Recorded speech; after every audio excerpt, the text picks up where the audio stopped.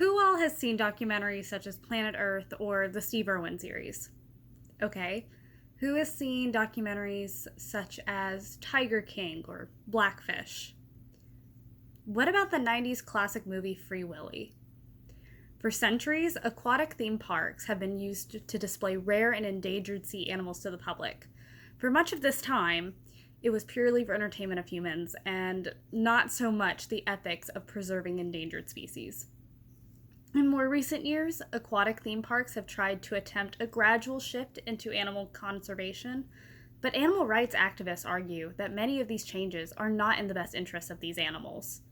Many advocates genuinely try to create an environment for these creatures that may not survive without human intervention. But are there enough laws to regulate it? Today, we'll be speaking about the ethics of using aquatic mammals for entertainment purposes in modern society and the treatment of these creatures receive in the theme parks.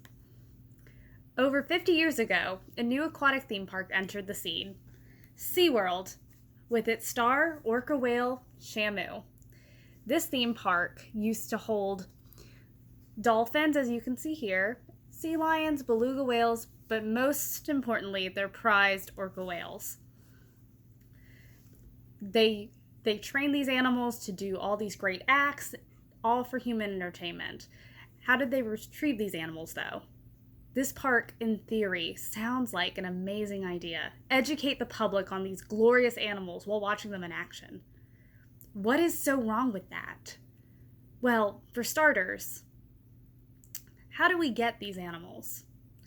It's not like you can just find a dolphin or a beluga whale or an orca whale just in the middle of any zoo that can be transferred over.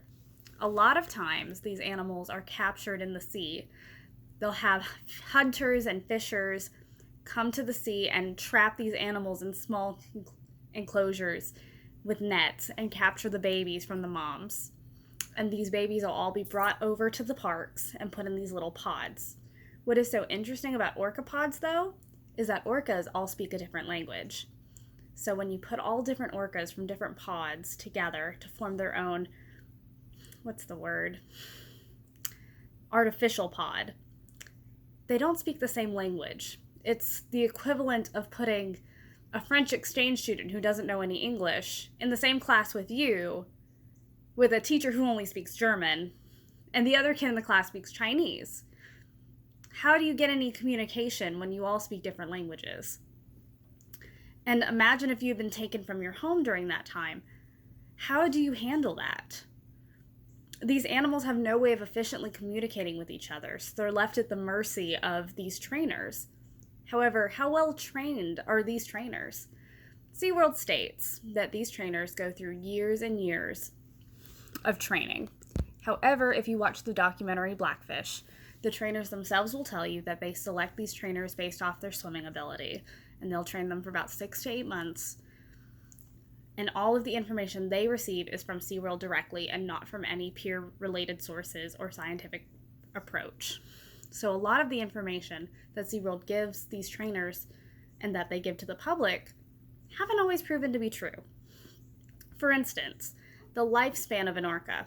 They state that in the wild, orcas only live about 30 years, but in SeaWorld, they live about their normal lifespan. However, that isn't exactly the case. It's been proven that orca whales tend to live the same amount as a human lifespan, about 70 to 80 years.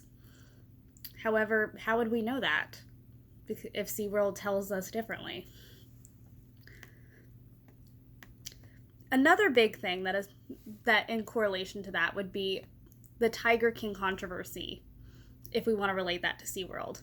For those of you who don't know, there is a big documentary that hit Netflix about the time of the quarantine called Tiger King, and it was about the big cat conservation groups of America. One of them being Carol Baskin, if y'all have heard of her. There is Joe Exotic, and they all hold their own little tiger parks.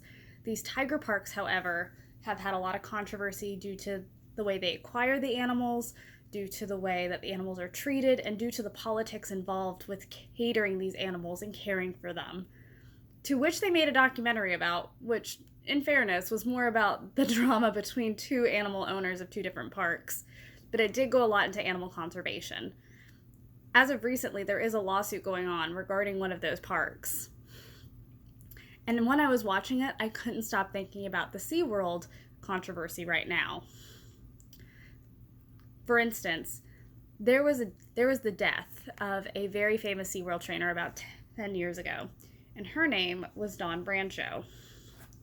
Dawn Brancho was a trainer at one of the SeaWorld parks. And she passed away, unfortunately, during a SeaWorld show where she was working with the Orca Tillicum. And her and Tillicum were doing a normal routine, but Tillicum rebelled and attacked her. And unfortunately, Dawn Brancho died as a result of those injuries. But what caused this loving whale to attack her? From what animal psychologists have seen, is that by keeping these animals and taking these animals away from their natural environment, putting them in these tiny little tanks with animals that they can't communicate with, leads to violence and psychological damage. It's the equivalent of putting an animal that belongs in the sea in a bathtub. So, proven that this is not a safe environment for those animals, how can we still view these animals in a way that, in the flesh, that's just so gorgeous, in a way that we can still do it in a healthy way? I'm an animal lover too. Orca whales, as you can probably tell, are my favorite aquatic animals, and I too would love to see them in person. You think SeaWorld would be the only avenue to view them in all their glory, but that is where you'd be mistaken. My grandmother is from this little town in Alaska called Petersburg. Petersburg. And something she liked to do growing up is she used to go on boat tours. And these boat tours, they go on these boat tours and you'd go orca whale seeing. And what's so different about that compared to SeaWorld is these orca whales are in their own little environment. So they live in their little environment and you can see them in their natural habitat with their families. And you don't have to harm them, you don't feed them, you just get to kind of see them and view them in their glory. And that is just what's so beautiful. My grandparents, before they passed away, their last trip to Alaska, they decided to go on a boat tour, and they said that they could see them in the distance. And then the orca whales, because they were so entertained, they started doing all these tricks. No one trained them to do it. It was just something they wanted to do because they wanted to show off, which I thought was kind of cool. And that, in my opinion, is if you're going to pay the money to go to SeaWorld to see these gorgeous creatures in an environment that isn't healthy for them, why not spend the money to travel and go to Canada or Alaska or any place that would have these aquatic creatures in their natural habitat, and you can also sightsee and explore the beautiful area that it is while also viewing those creatures in their natural habitat and seeing just how gorgeous they are and how happy they are. After looking at the contrast between institutions such as SeaWorld and the research done by scientists, it's hard to visualize a way to justify SeaWorld's purpose. While we introduce the public to them and educate them on their life, are we providing correct information? This is up to the theme parks to educate properly, while also properly caring for the creatures that they have taken into their care. However, as we have stated before with the recent legal battle with the American big cat owners, laws on owning and maintaining wild animals need to be more strict and precise.